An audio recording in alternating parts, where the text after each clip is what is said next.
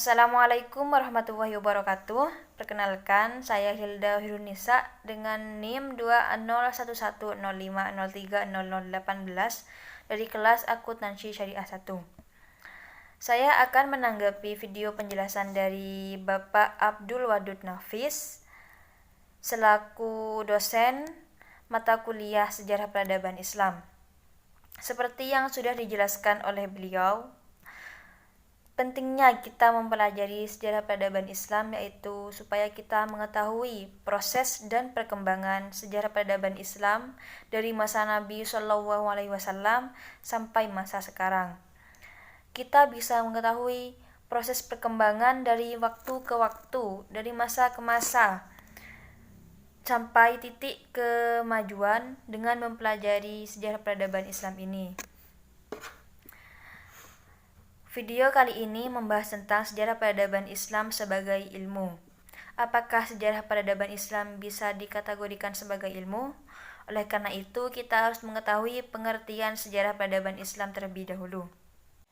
Sejarah peradaban Islam adalah sebagai kemajuan dan tingkat kecerdasan akal yang dihasilkan dalam satu periode kekuasaan dari mulai periode Nabi Muhammad SAW sampai kekuasaan Islam saat ini.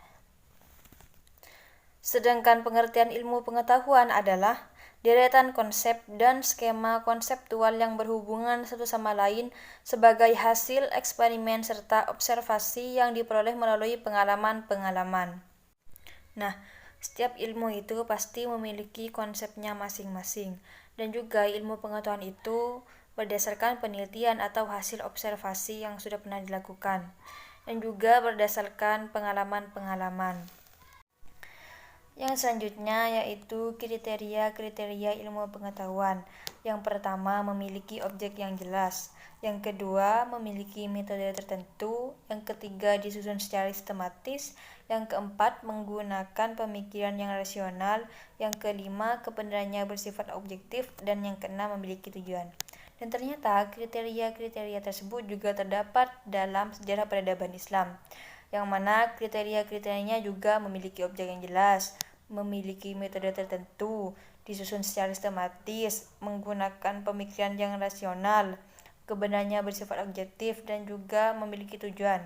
Oleh karena itu, sejarah peradaban Islam dapat dikaji sebagai ilmu pengetahuan.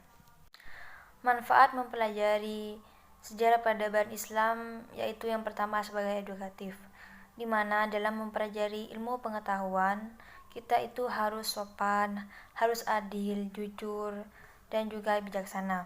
Yang selanjutnya sebagai inspiratif, di mana dengan mempelajari sejarah peradaban Islam ini bisa menginspirasi kita untuk lebih semangat dan juga untuk mengenang perjuangan tokoh zaman dahulu, yaitu dengan kita ikut berpartisipasi dalam perkembangan Islam saat ini. Dapat diambil kesimpulan bahwa mempelajari sejarah peradaban Islam itu sangat penting bagi kita, di mana kita bisa mengetahui perjuangan tokoh zaman dahulu dalam memperjuangkan Islam, dan juga kita bisa mengetahui perkembangan Islam dari zaman dahulu sampai sekarang. Dan juga mempelajari sejarah peradaban Islam itu banyak manfaatnya. Sekian dari saya, kurang lebihnya mohon maaf. Wassalamualaikum warahmatullahi wabarakatuh.